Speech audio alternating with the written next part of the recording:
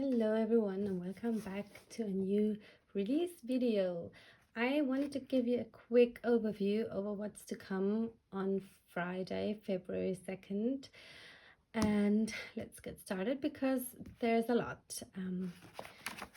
So we have 4 little passport-sized booklets for the Passport TN, this little cutie here.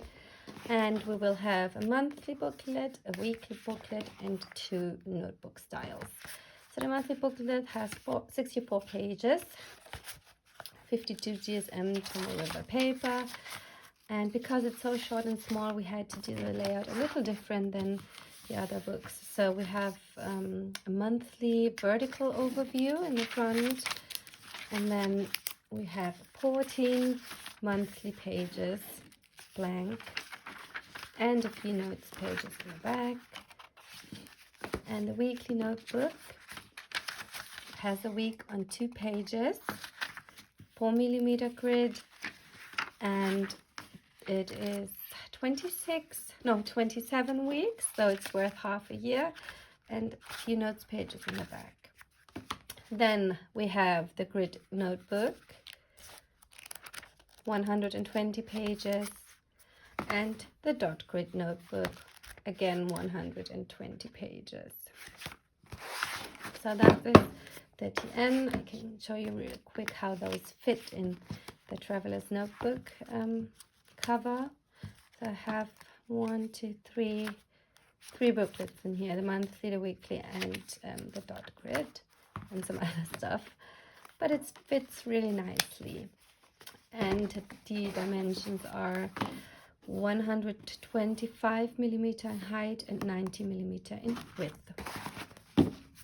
Then we'll have the restock of the yearly planner, 520 pages, 52 GSM Tomo River paper, vertical weekly layout. I won't go into detail because I have a video on that, which I will link below for those who are interested to see. And please excuse the bad lighting, but it's so dark outside. Yeah, and then to the exciting part, we have 2 new releases, one A5 and sorry, one standard TN sized book. They are both undated and they are both very similar to the B6 yearly notebook, but I show you the difference in a bit. So let's start with the TN. We have 2 color options, a very dark blue, I don't know if you can see, maybe like this, yeah, that should do, and a pretty gray, neutral gray color. So for the layout, we have your cover page. Then I put the reference pages in the front of the planner, followed by a blank page, so you can continue referencing, or you can put a yearly overview or something like that. We have the half-year overviews, and we have the quarterly overviews. So that's the same as in the yearly planner. And then we start right away with the monthly spreads. Each monthly is followed by a blank spread, so you have more space to create some trackers or some monthly reviews or whatnot. And then the next monthly starts. So that is 12 monthlies before we go into where is it? Before we start the weekly section. So the week is a week on 1 page layout. And this time it's really subtle and minimal, and I explain why I decided to do that. Each week is followed by 7 blank grid pages, and then the next week starts. So I chose that design because I wanted to create more like a bullet journal notebook, so you can use it however you want. You can just, ignore the weekdays, cover them up, Tipp-Ex them out, and use it as a blank grid note page and you also have to ignore the slightly darker lines, of course. Or you can, you know, create your own weekly spread, draw in some more columns, some more boxes and whatnot. So there are so many options, and that's also why I never put a header on the 7 pages here, either dates or weeks or something. So nothing, it's really plain. And as for the monthlies in the front, because I know I get asked this question, so because it's undated, there was no other option than putting all the months in the front, because I tried everything. It doesn't work with the months being bundled together with monthlies and weeklies and dailies. So, and that's because some months need 5 weeks and some months need 4 weeks. And I tried, I don't know, it just doesn't work. Like, I could have done 5 weeks per month, but that would have been way too many for most of the months. And I could have done 4 weeks behind each monthly, but when you come to a month that needed 5 weeks, after that everything would have gotten messed up. So that is the only reason why I put all the monthlies in the front. But anyways, that gives you more options too, because you can use the notebook more freely. So you can have all your planning in the front, and then use all the left pages or the rest of the book like a notebook or a bullet journal. You don't even have to follow each week by 7 daily pages, because sometimes you don't need all the pages. So you can start your new week right after and draw your own week, and then you can draw like the pre-designed weekly. And also you can, if you like your monthly view before the week starts, before the new month starts, you can also, you know, put a monthly page here or a monthly spread. You just have to count the pages at the end of each month, so you don't, you know, so you don't mess up. But yeah, that's the reason why this book is designed like that. And also the book, each page is numbered, so the whole book has page numbers, which makes it really easy to use. And also that's the reason why I put the index and reference page in the front.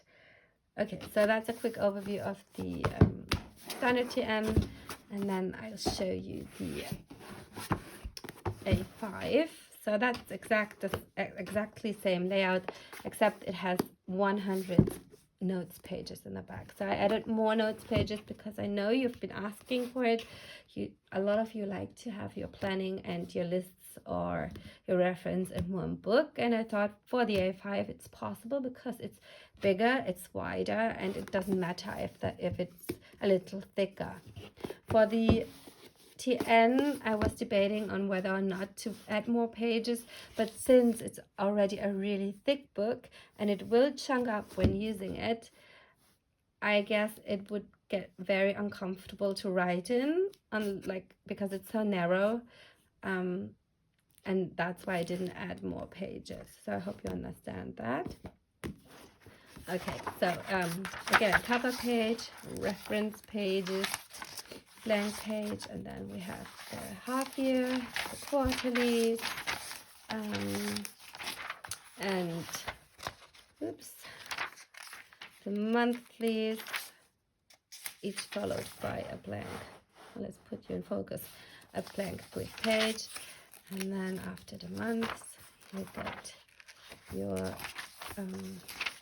weekly. Again, very subtle layout.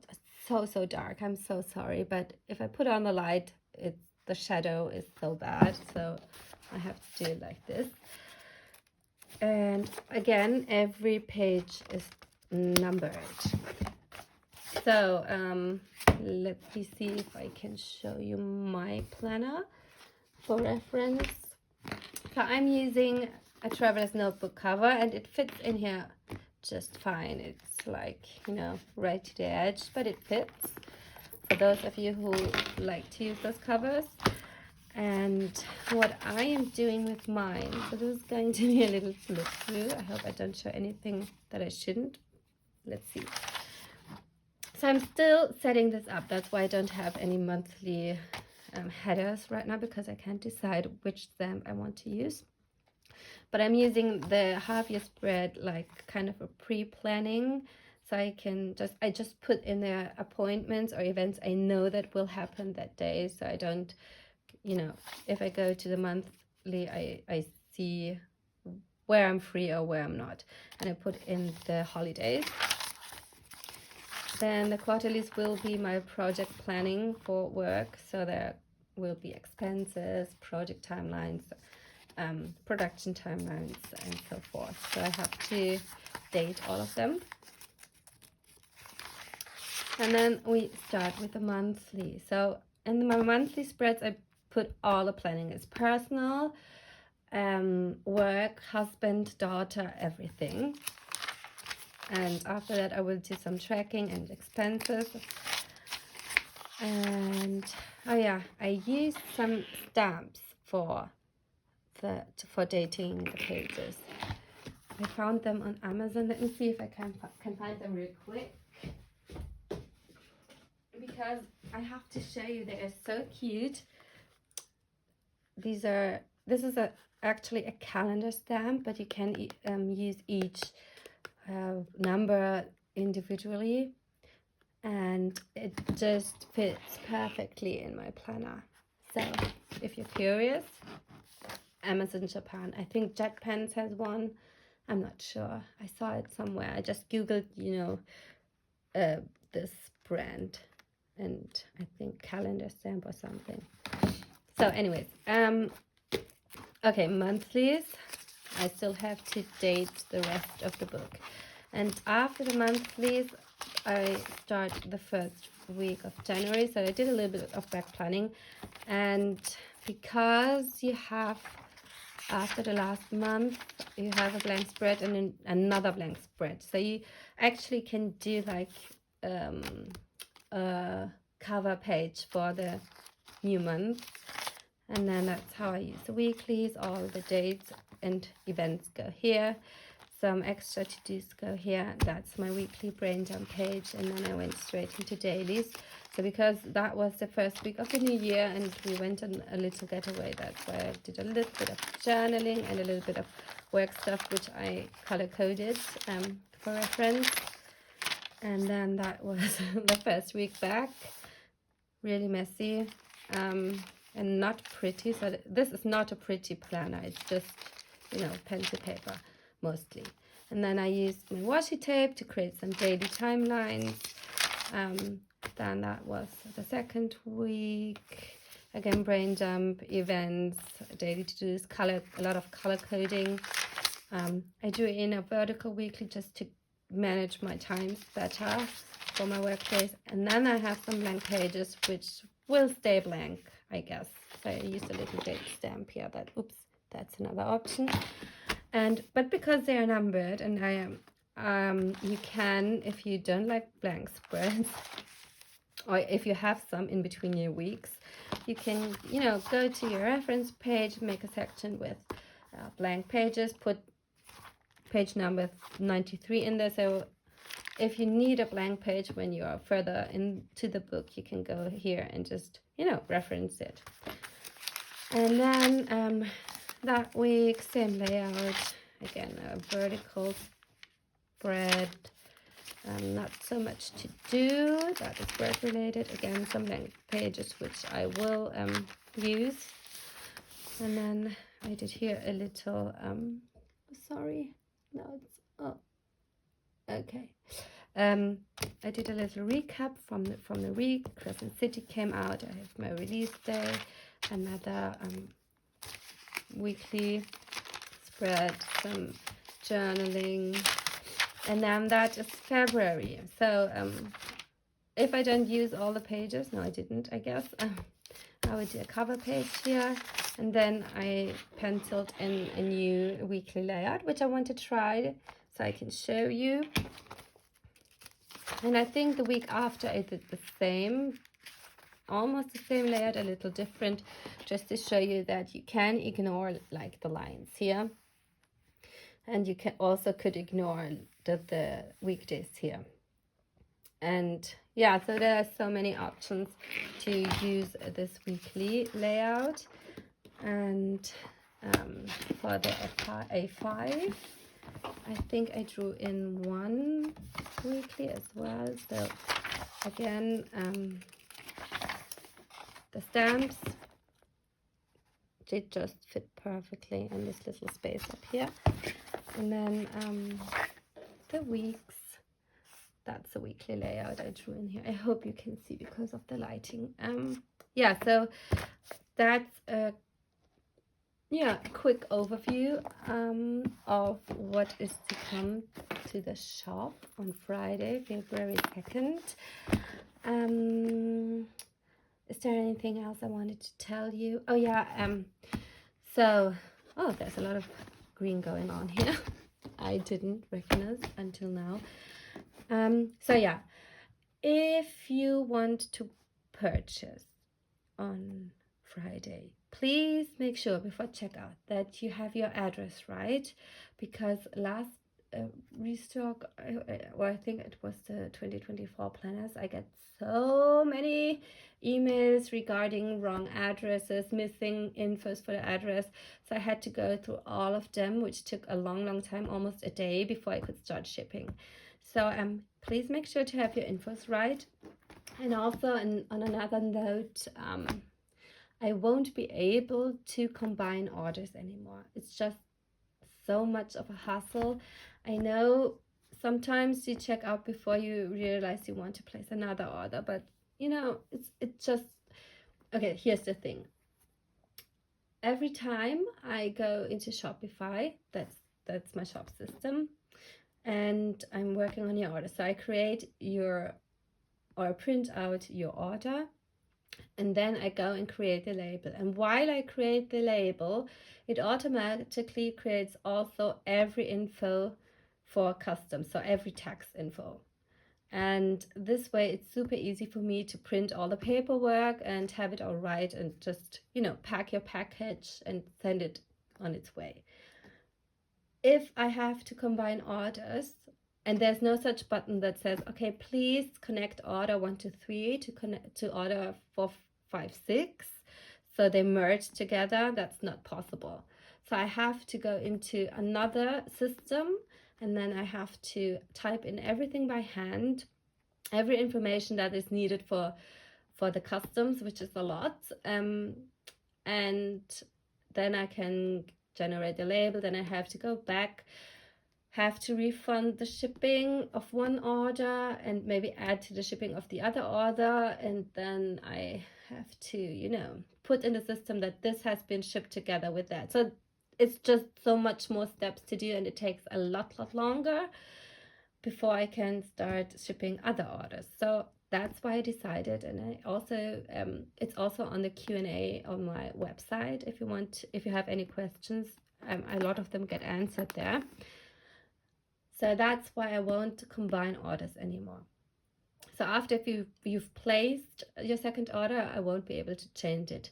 But if you placed an order and you decide you would like to add more to that existing order, just write me an email with your order number and the item you would like to add. And then I'm able to go into your order and add a new item to it and send you the updated invoice, so you can pay. Most of the times I unfortunately have to upgrade the shipping costs as well, because shipping prices depend on the weight of the order. I don't do them. It's just like, you know, that's what it is. And then it's fine. So you can add to the order when how do you explain it? You can add to the order when writing an email to me. Okay, so that's that. And then as for shipping, so I get a lot of questions regarding shipping times and so forth. So I know shipping takes a long time, especially for my US customers or Australian customers or Canadian customers. And I know it's a long time, but you know, it's not like it's also a great distance. And if you choose the cheapest shipping option, which is priority mail, this will take also the longest.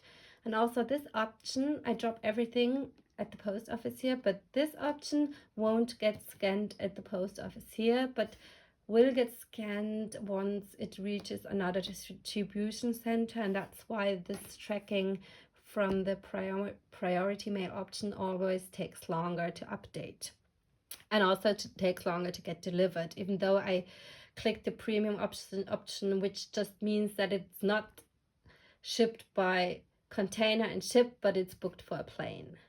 So otherwise it would take a lot longer.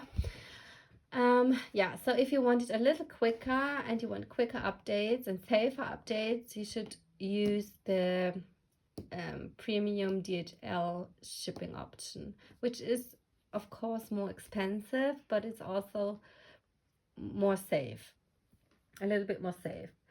And the fastest way to get your order, which is also the most expensive way, is choosing UPS. So my US customers, I think most of the regions are able to choose UPS at the checkout, either UPS Saver or UPS Express. And if it's not shown at checkout in the country where you live in, please just you know, you can, and if you like a quote, please just choose another shipping option, then write in the comment box before you place, you know, I think it's also a checkout, write in the comments box, please give me a quote for UPS Express shipping. And then when I'm working on your order, I can see, oh, okay, this customer wants a faster shipping option, and then I can go into the system and see which quotes I can get, and then, you know, I can tell you the quote, and then I can upgrade the shipping and send you a little invoice for the costs, or you can choose to stay with the shipping option you chose when checking out. Okay, so I think I have everything out of the way. As for cover options for the A5, again, we're quick. I did a reel on Facebook and Instagram to show you how they fit, because there are 600 pages, how they fit in covers. And because my A5 is a little, you know, narrower than the usual A5, this is like 145 millimeters in width, whereas the A5, regular A5, is 148, so it's 3 millimeters in difference. So that's why it fits in most of the common covers. Okay, so I will leave you now and hope to see you on Friday. I hope this video has not the baddest quality, but yeah, I wanted to get it out to you so you have all the informations. And by the time this one is out, I think also the listings on the web page, on the homepage, will be up, so you can reference the prices and all, you know, the details of each item. Okay, so that's it. Thanks for watching. See you soon. Bye.